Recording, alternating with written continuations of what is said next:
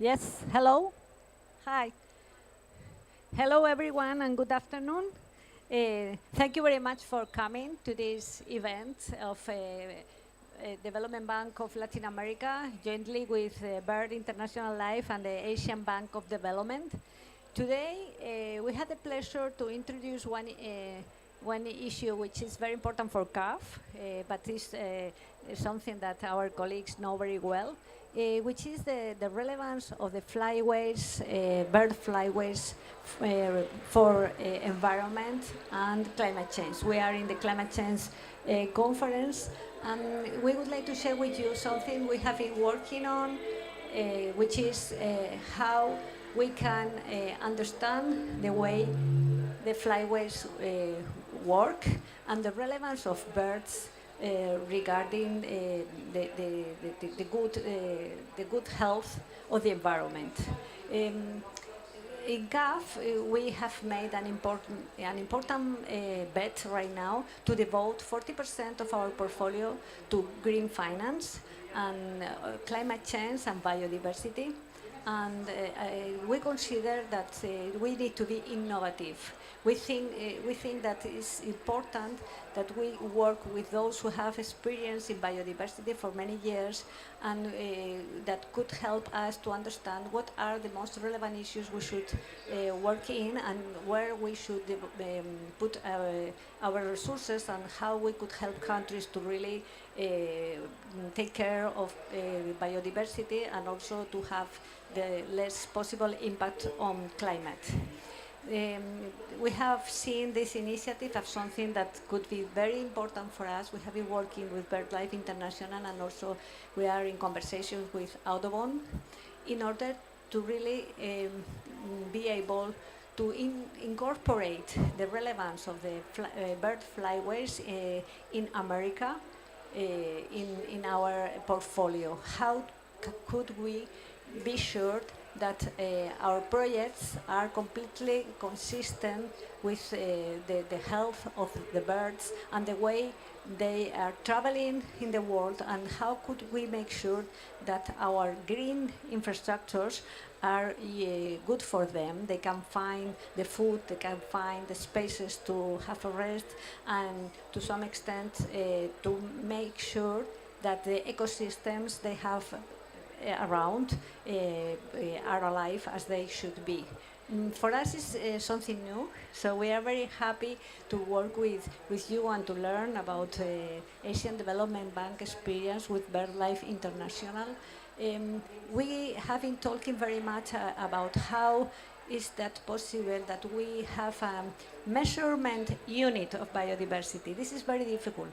When we talk about climate change, we all know about the importance of reducing the greenhouse emissions. When we talk about adaptation, we know to some extent what is the economic impact of climate change. But when we talk about the nature-based solutions and biodiversity, it's very difficult to identify how to measure that. And we have found that birds could help us very much. Birds could be an indicator of environmental health.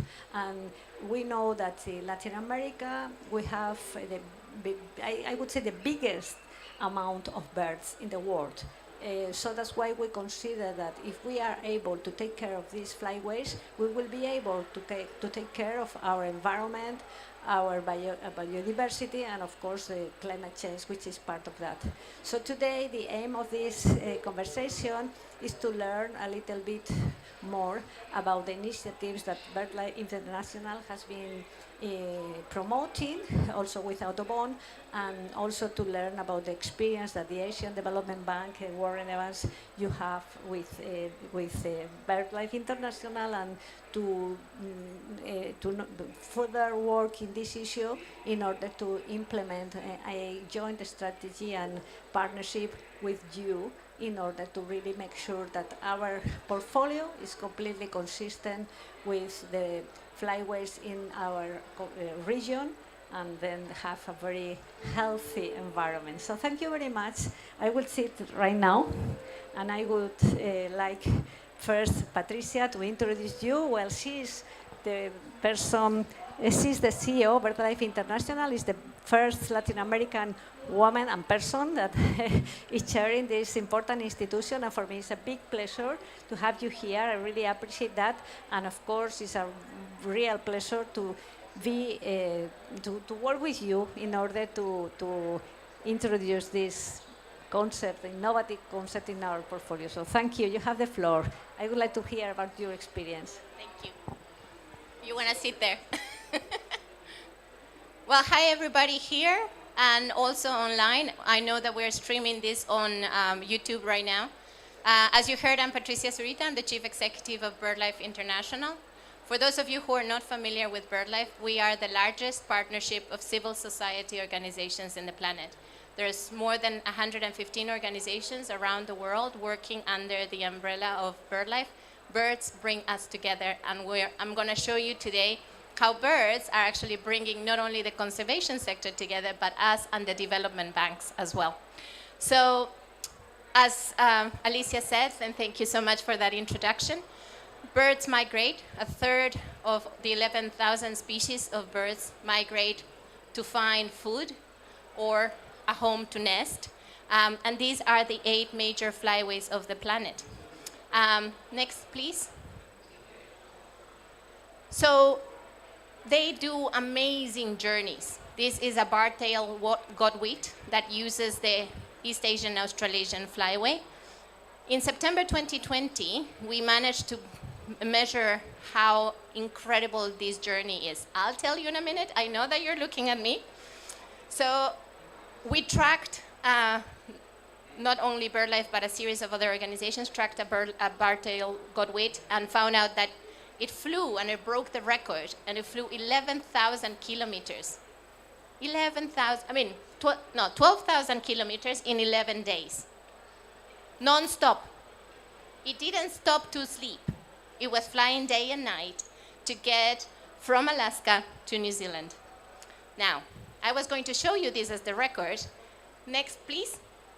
It just so happens that 2 weeks ago, the record was broken by a 4-month bird that weighed 270 grams. Picture 2 bottles of water. That's how much that bird weighs. And it flew 13,500 kilometers in 11 days and 11 nights. So that's the magic of migration. Next. So these birds, when they are flying, they're encountering a series of different environments, whether it is wonderful, healthy wetlands or incredibly industrialized areas. And that's part of the problem. We're changing a lot their environment. And yes, of course, we have to invest in developing these sites because we need that development. But it has to be done in a way that can help us maintain them and maintain our health in the future. Next. So birds and people depend on healthy ecosystems, and we do need to do this together. And we depend on these sites for livelihoods, for food, for our climate stability, for ecosystem services, and for social cultural values. Next. So we at BirdLife, all of these wonderful 115 organizations around the world, have been working on flyway health and stabilization for a long time. And our vision is to work on all the 8 major migratory paths, bringing together these sites to be protected, restored, and conserved and managed, but ensure that we are really mobilizing the right financing to make sure that we can make this happen. Work with local communities and indigenous people to make it happen, and ensure that we are monitoring the impact. So we started conversations. Next. About 3 years ago, Warren and I sat with the leadership of the bank, with the Asian Development Bank, and said, what about we create something regional for the East Asian Australasian Flyway? Next. So the East Asian Australasian Flyway connects Siberia and Alaska all the way down through New Zealand and Australia. It's the most threatened flyway of the planet. It's the most densely populated flyway of the planet, and it's the largest migratory corridor on the planet. Next. So you would ask, and you will ask Warren later, why would the ADB be interested in something like this? They're a development bank. Why would they be interested in the migration? So the wonderful thing that this project has is that it brings the region, it brings all of the interventions as a regional intervention. The bank has been looking for this. The bank has a very strong biodiversity and climate strategy, and it helps bring partners together, stakeholders together, ensuring that we are truly bringing biodiversity, development, and climate into the same agenda. Next. I know that that's a lot of words. So we developed this initiative 3 years ago, and we have been working on it over the last 18 months, developing a two-component initiative that will mobilize between $2 and $5 billion over the next 20 years. It's a blended finance initiative that will help us bring together development, nature, and climate along the Flyway, conserving and restoring all these sites throughout the Flyway. The first component is a lending component where we're going to look into sites that can receive loans from the bank and other bilateral donors to ensure that they can do development for adaptation and management of their protected areas, while we are developing a granting mechanism on the second component to reach out to civil society, local communities, and indigenous people. So the idea is to bring these two elements together, blending public and private funding, local, national, and regional financing, but also ensuring that there is both indigenous and local community implementation as well as national and regional governments. Next. So during this year, in association with the East Asian Australasian Flyway Partnership, the bank and us have been identifying the most important places in 12 countries of the Flyway. And the idea would be that this will be the pearls of that string of pearls that can help us test how can we mobilize financing for restoration, adaptation, mitigation, and biodiversity conservation. Next. So, as I said, it's a pipeline of $2 to $5 billion over the next 20 years. We are hoping that we will mobilize between $10 and $50 million per site, and that it will be, as I said, a blended finance mechanism of bilateral, multilateral, and private donors reaching out these governments. Next. For the second component, the granting mechanism, we're hoping that we will have between $15 and $25 million per cycle in 5 cycles of 5 years or 4 years, ensuring that we are reaching out to local communities and civil society, in prioritizing OECMs and bridging really the gap between the public funding and the intervention of the local civil society and local communities. Next. So, what do we look forward to having? About 50 priority sites under better management that has favorable conservation status, so we can actually ensure that it is viable for the Flyway, but that is ensuring that there's climate resilience, that we are sequestering and mitigating climate, that local livelihoods are empowered, and that we have better species as well as nomination on the World Heritage Site. Next. And we're starting to work on that right now. So we have the plan. Hopefully in 10 years, we will have the first phase of implementing the projects and then moving on into the second phase to reach out the 2050, the 50 sites. Next. So with all this great experience and this exciting initiative, we have started conversations with CAF, and we are so grateful for the interest that you guys have to look into replicating this initiative now in the Americas with the Audubon Society, with CAF and BirdLife. So this is just a teaser, a soft launch. The real launch is going to happen in Montreal. So for those of you who are going to come for the CBD COP, come to the very big party where we'll be announcing in big shots how are we going to do this in the Americas. Next. So the intention is to have all similar model, basically understanding that we have lost almost 3 billion individual birds in the Americas, that we connect all of these sites that are not going to be only wetlands and not only coastal wetlands, but also forest areas, at the hemispheric level. Next. And the interesting thing here is that we bring, again, the experience of the bank, the experience of BirdLife, and the experience of Audubon as a regional organization to ensure that we can replicate the initiative in Asia for the Americas. Next.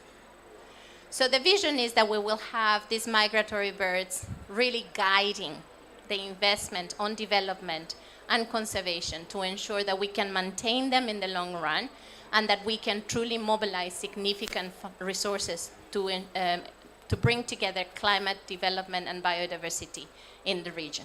Next. So we will have, similar to Asia, 3 types of projects: natural climate solutions for the landscapes to ensure that we are sequestering and mitigating climate, but also ensuring adaptation.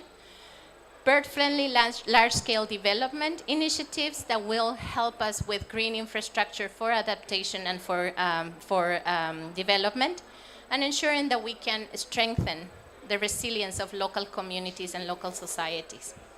Next. So what is really interesting about this for us, from the perspective of BirdLife, is that truly we're putting nature at the heart of everything. Nature becomes the center of a climate and development initiative that is bringing private and public money together through loans and grants. But nature is at the heart, and the Flyways are helping us make this happen. So we're really excited about launching this with you in Montreal. We're really grateful to all of the fantastic support that we have received from the Asian Development Bank and for the initiative that we started with you guys that I think is absolutely transformational, and incredibly grateful to CAF because you guys have picked up the idea and we're really going to take this to the Americas. So thank you so much.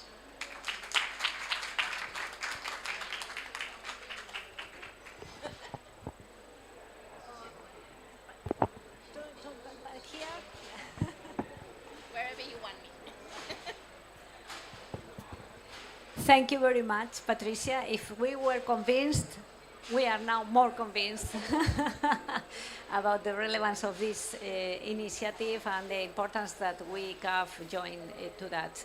So thanks a lot, and I would like to have a short conversation with you both to learn a little bit more about the experience and how multilateral development institutions can really be involved in this initiative, which is not conventional, I would say. Is, for us, implies some changes in the way we work. So first, if you allow me, I would like to introduce to Warren, to all the colleagues here. I think that many people know you here, but you have a very long experience both in multilateral development institutions, in climate change, and in different positions. To me, you are a kind of reference in my life. I met you many years ago, and I've been following you, and when I knew that Warren was in charge of this experience, I said, I go there.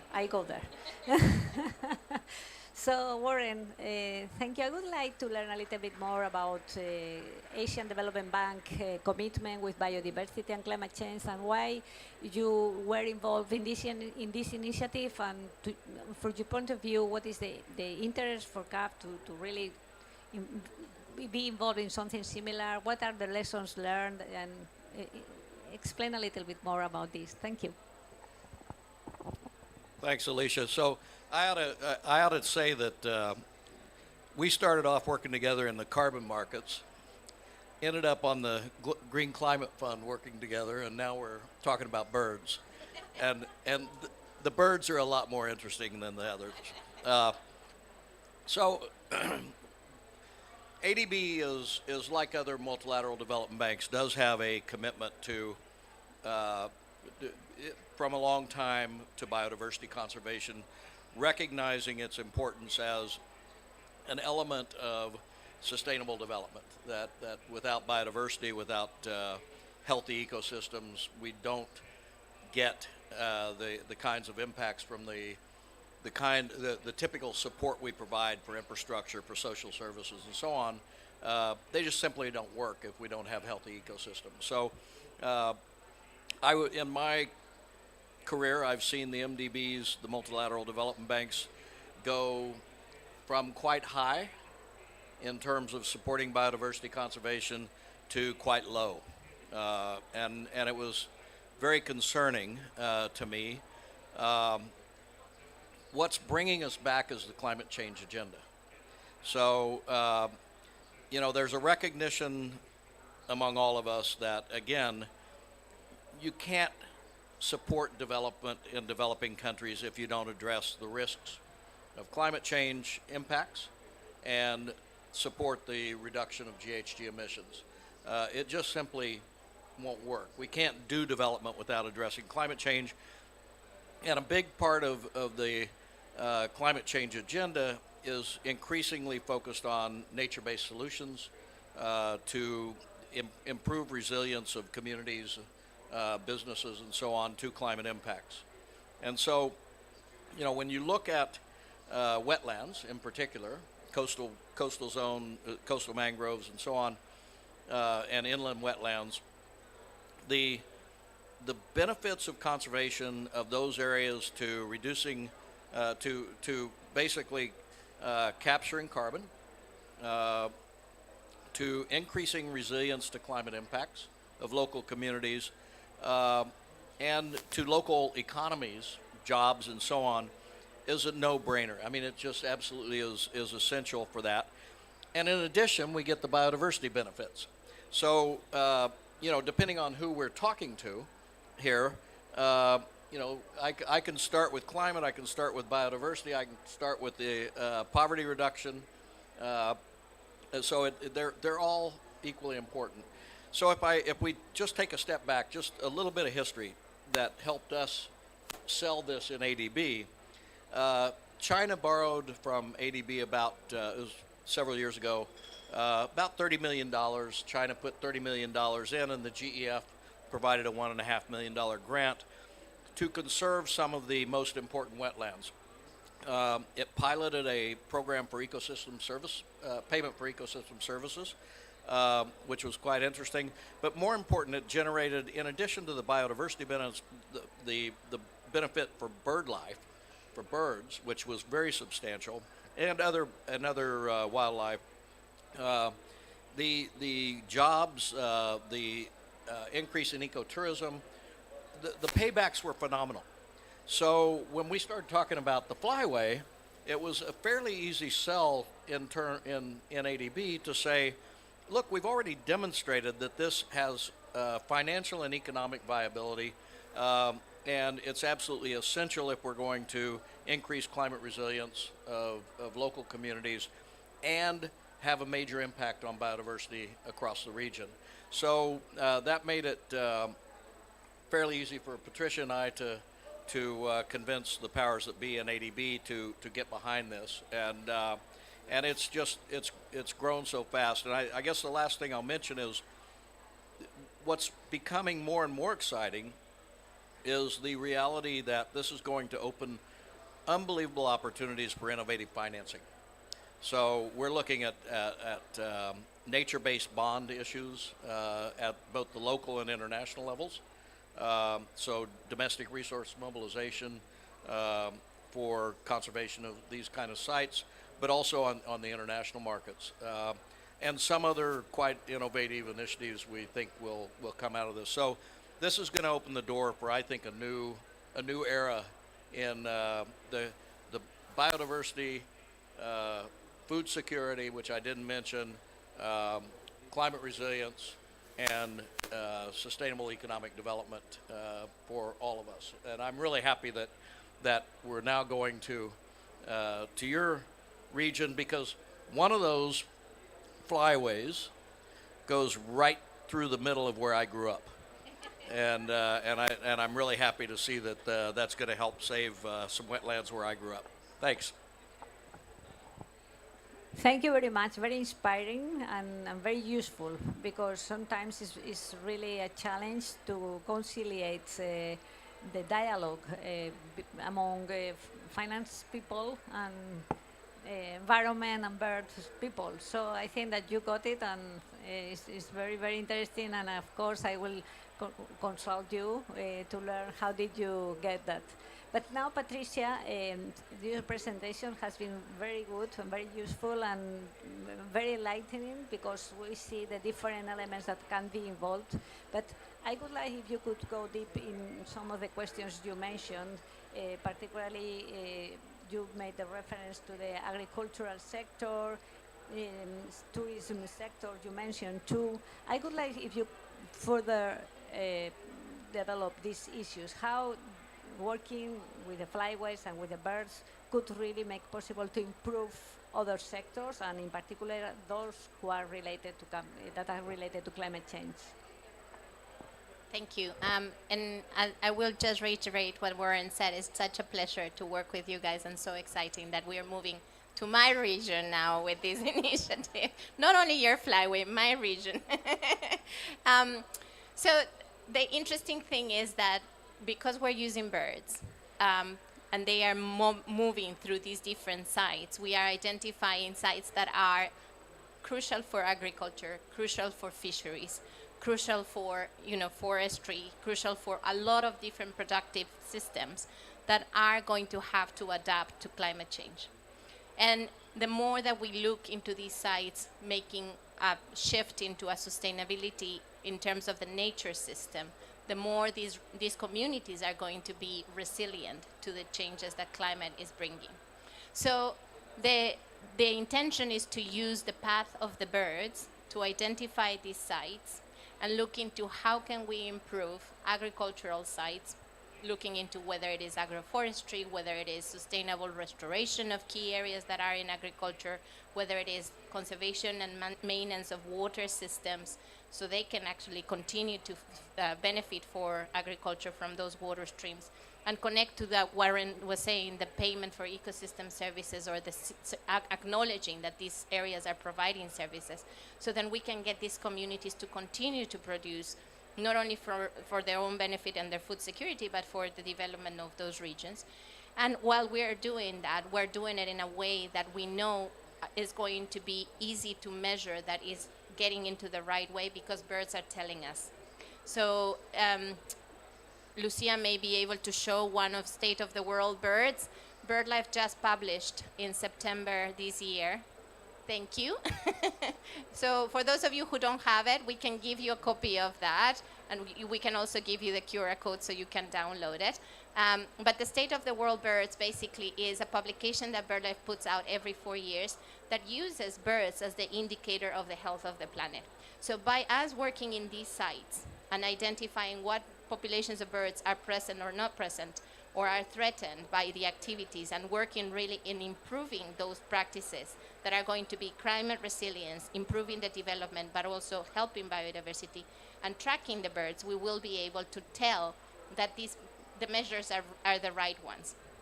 So it's not only about agriculture, it's about fisheries, it's about making sure that we're restoring the wetlands that are important, it's about water provision, and then, in the Andes, for example, where I come from, or where you live now, a lot of these areas are, with climate change, one of the biggest problems is going to be access to water.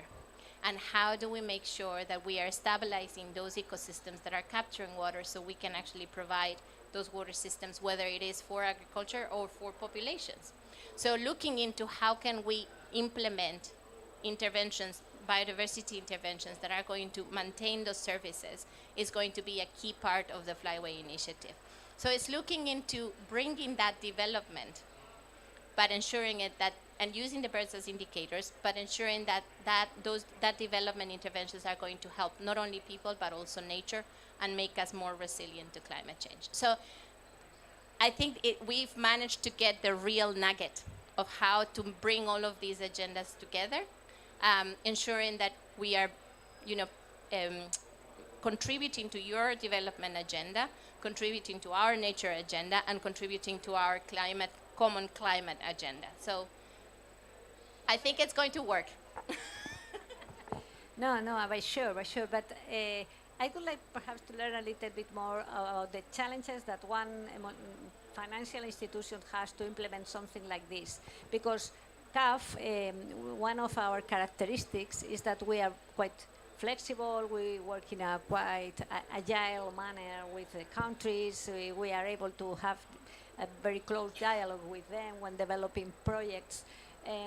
My fear, our fear, is that introducing this new, even though we are very convinced, but to be pragmatic and to be clear, to introduce this kind of indicator in our programs could be perhaps a difficult step to fulfill in some cases, difficult condition.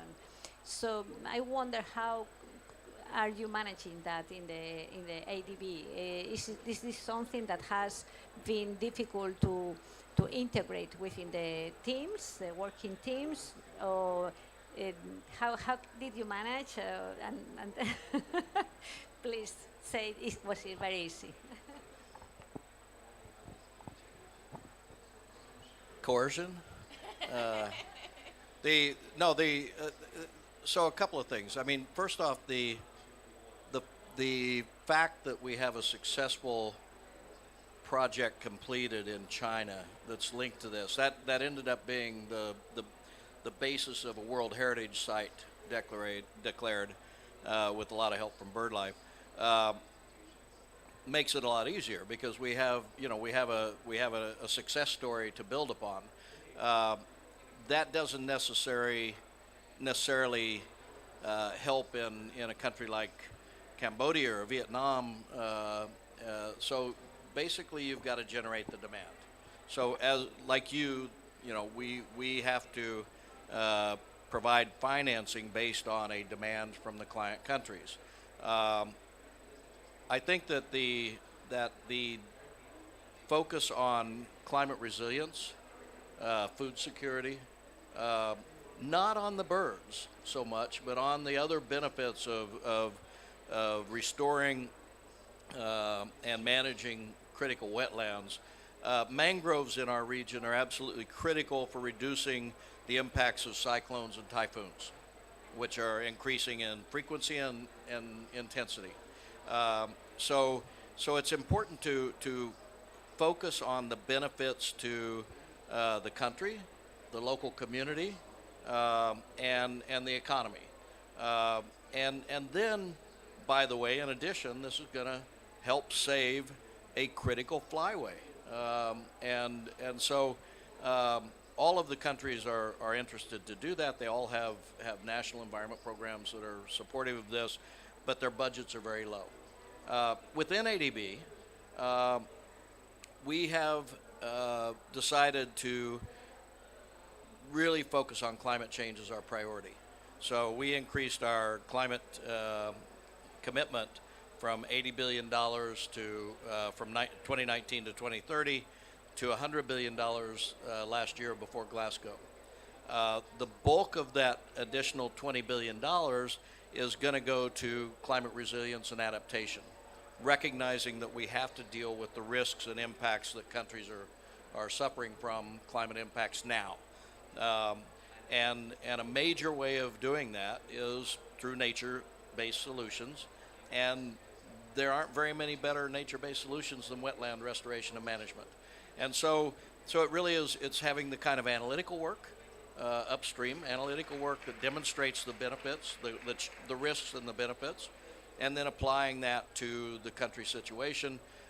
So we're actually, well, and finally I would say that the excitement around innovative financing in an institution like ours is a big deal. People love doing that, right? And so that also has generated a large amount of interest in ADB. It doesn't hurt that our president, our managing director general, and the vice president who covers most of the flyway are absolutely supportive as well. So all these things have come together very nicely. And it also doesn't hurt to have a partner like Patricia and BirdLife International that can come in and convince them to be supportive. So all those things came together. Thank you very much. We are looking forward to presenting our initiative in the COP15. Thank you very much for the teaser.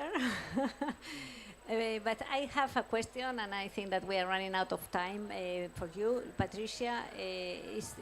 to what extent do you consider that Latin America, but Latin America in our case is similar or different to Asia? What are the lessons that you consider we should really take advantage of, or what are the lessons or what are the experiences that perhaps are not suitable for our region? And with that, I would just then close. Thank you.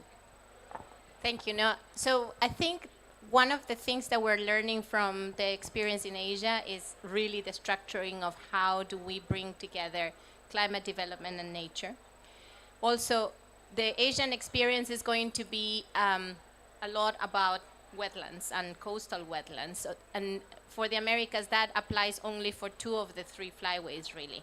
So we will be able to replicate that. What is going to be absolutely new and innovative in the case of the Americas is the central flyway that is more related to forest lands, to agricultural sites, to places that are not necessarily wetlands, and looking into those nuggets of how to replicate the easiness of the wetlands into sites that are a little more complicated. But I think we have the advantage in the Americas versus Asia that we have a lot more information about the sites.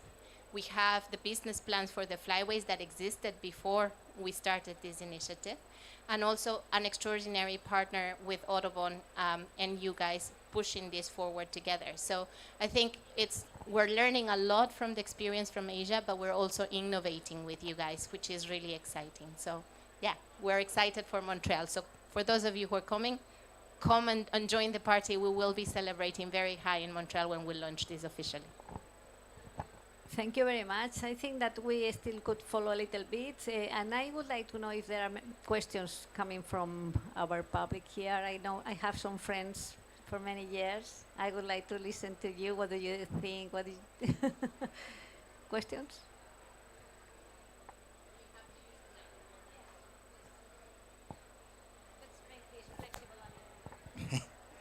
Great to see you, Alicia. Alicia and I knew each other when she was the director of the Climate Change Office in Spain. I'm David Howell from SEO BirdLife, our national partner in Spain. And I guess my question, seeing these amazing initiatives, is fantastic to see this partnership and the way we've pulled it together, is how do we get these messages into the negotiations? Because these are incredible projects, and we're linking biodiversity and climate finance, and we're having a big fight here right now about how do we link the CBD finance with the climate convention finance. So just a little challenge for you guys maybe to respond to. How do we get these messages into the negotiations? Thanks. I'll tell you, I think the last year at Glasgow, I was thrilled to be invited to a Ramsar event to talk about the Flyway. That was the first time I'd ever seen Ramsar at a climate COP. So that was a great sign, I think. And so I think the noise around, the positive noise around nature-based solutions for adaptation, for climate resilience, has grown dramatically. The experience is growing dramatically, while the impacts of climate change are just hammering so many countries all over the world. So I guess the way to get it embedded in the negotiations, and I'm not sure about mixing COP15 and COP27, the climate and biodiversity COP. I've been around too long to be too optimistic about that. But I do think that the way to get this into the climate negotiations is to really, again, continue to highlight the linkages between building resilience of poor communities in Pakistan to the kind of flooding that they had recently, to the rehabilitation conservation of ecosystems. And this is true across the region. And so I think that the more that we document, build on that, and link these, what's happening today, devastating impacts all over, to healthy ecosystems versus not healthy ecosystems, is the best way. I'm going to add two things. One, I think it's our responsibility to speak more about this type of initiatives. And yes, they are just starting, but the fact that we have the interest of two regional banks, it's a huge thing. And we need to be telling the story a lot more from our side. The banks have to be telling their story from their own side, and we hope that the countries will start telling the story from their own side soon. I think the second thing that is really important is to emphasize the fact that we are making it practical. So it's way beyond the discussion. It's actually about implementing and putting action behind the words. And for the first time, we're looking at mobilizing serious amount of money. I mean, we're not talking about the typical project of $2 million for 3 years. We're talking about mobilizing between the two flyways. We could be mobilizing $10 billion in the next 20 years. And if that happens, then we're seriously mobilizing finance for nature that generates jobs, that creates climate resilience, and that enables nature to be healthy and sustainable. So I think we have to grab those elements and make them shine with the first point that I was talking about, and take advantage the fact that it's not us, the tree huggers, talking about this.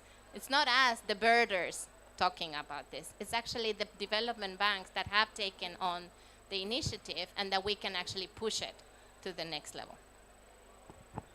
Thank you very much. The question was very good, and because I was part of the negotiations and now I'm part of the blue zone, I always wonder, how can we make possible that the conversation and the discussions here go there, and I think the most important thing is that now we are together and there is a lot of exchange of information, but I think that we are improving in the way to make climate change and biodiversity closer.